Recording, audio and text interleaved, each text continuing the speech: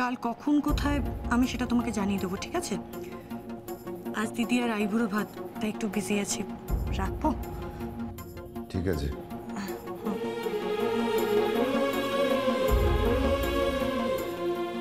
ঈশা হঠাৎ আমার সঙ্গে দেখা করতে চাইছে কেন?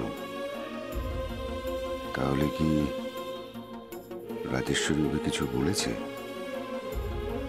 নাকি ও নিজেই কিছু জানতে পেরেছে?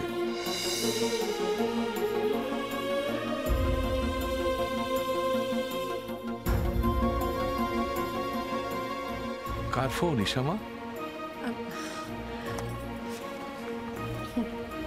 দাদা ফোন করেছিল, খবর নিচ্ছিল আমার। ও রুমানের? তা আজকে ওকে আসতে বললে না কেন? না না বাবা, দাদার তো অফিস আছে, তাই আসতে পারতো না।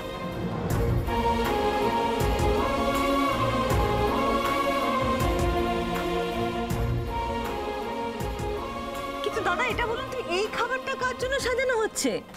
আমার জন্য।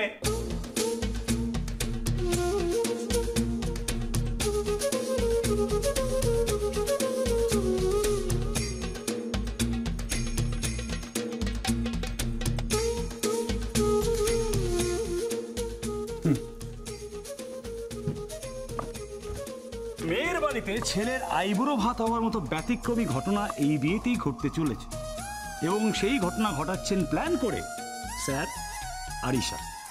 তাই এখানেই ম্যাডামের সঙ্গে আমারও আইবুড়ো ভাত হবে।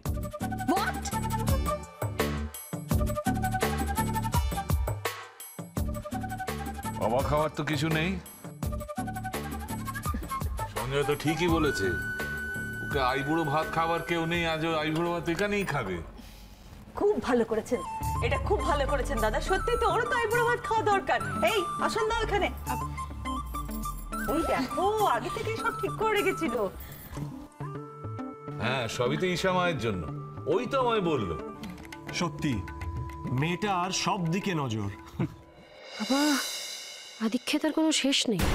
বাহ বাহ, সব যখন হয়ে গেছে তো শুরু হোক। এই শঙ্খ বাজা টিয়া, এই শঙ্খ দেই।